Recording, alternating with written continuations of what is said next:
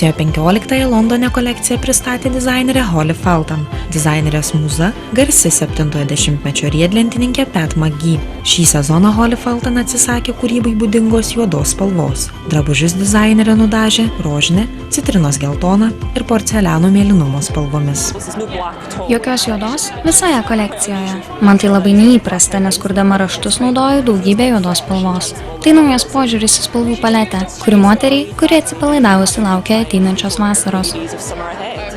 Pagrindinis kolekcijos akcentas – rožių žiedų motyvai, pražydę ant megztinių, suknelių, palaidinių ir net bikinių. Dizainerė, kurios darbai garsėja ypatinga medžiagų faktūra, tekstilės audinius derino su gyvatės oda, šilku.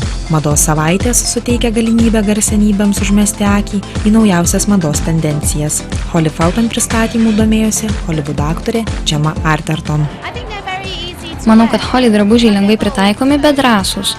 Ji kuria stilingus drabužius, kurie nėra pernelyg ekscentriški. Mano stilistė prisideda prie jo šou. Nekantrauju ir palaikau jas abi. Spalvingas paplūdimio vakarėlis, alsuojantis 70-ojo dešimtmečio dvasia.